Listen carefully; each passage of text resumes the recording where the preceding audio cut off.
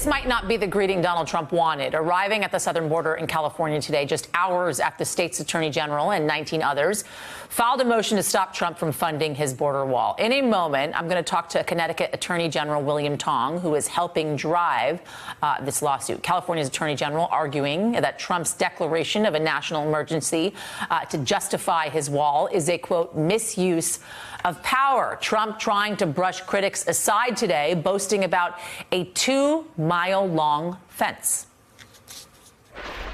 I'm heading to the border. We're building a lot of wall. We're going to show you a section, and a lot of things are happening. A lot of very positive things are happening. So there's even a plaque, as you see right there, calling it the first section of Trump's wall. Now, there's one problem. It was actually built in the 1990s, and plans for an upgrade came during the Obama administration. Joining me now to talk all about this, Connecticut's Attorney General William Tong. William, good to talk to you. So let's start with this. What is today's motion that you filed? What's the goal of it? So we filed a motion for a preliminary injunction to stop the president from hijacking $1.6 billion of money that Connecticut and many other states are depending on for, in Connecticut's case, state police, equipment, training, operations. He's taking money that Congress said is for the states, for law enforcement, and he's spending it on a border wall for a national emergency that doesn't exist. So from this motion that I'm looking at here, this preliminary injunction, it's not going to be seen in court until May 9th. That's or right. Heard in court until May 9th, which means we have about 4 weeks till then. Does that mean that between now and May 9th, the president can begin to access that $1.6 billion in emergency funding? Well, that's what's so dangerous. It's because he's the president of the United States and he's in control of the executive branch and he's doing something that he's not lawfully permitted to do. That's why we're facing a constitutional crisis, because the Constitution says that Congress shall have the power to appropriate money, and the president's just saying, I don't care. I'm just going to go ahead and take that money, hijack that money that Connecticut earned, by the way. Our law enforcement participated in joint state and federal law enforcement exercises. And so we earned this money from the Treasury Forfeiture Fund, for example. And it's hundreds of thousands of dollars that Connecticut depends on to keep our residents safe.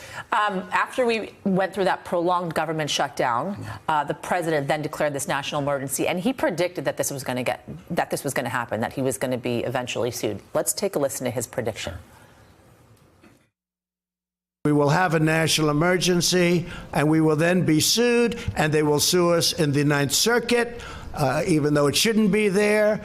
And we will possibly get a bad ruling, and then we'll get another bad ruling, and then we'll end up in the Supreme Court, and hopefully we'll get a fair shake, and we'll win in the Supreme Court. It's very sing-songy. Takes you back to that moment. How is this going to go? Yeah, it doesn't sound like a national emergency, does it, right? He's predicting all of this delay. He said in that press conference that he was going to go play golf and that he didn't have to do it this way. And then one thing to keep in mind is that Congress agrees. A majority of the United States Senate and the United States House of Representatives both agree that there's no national emergency. So how this is going to go is we're going to go into federal court, led by my friend, Attorney General Xavier Becerra of California. We're going to make our case, and we feel very good about our chances to show that this president is abusing his power.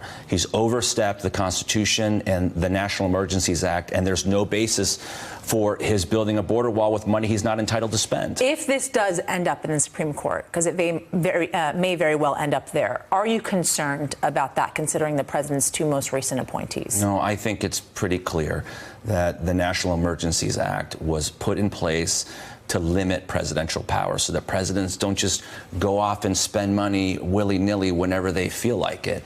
And you think the law solidly supports your motion? I do. And I know that 19 other attorneys general, there's 20 of us in all. We feel very confident. Just this week, 4 more states joined us, Massachusetts and 3 others, and we feel very strongly about our position. Talk about where this money is coming from with the national emergency. I know some of the money that it is actually coming from drug enforcement. Right.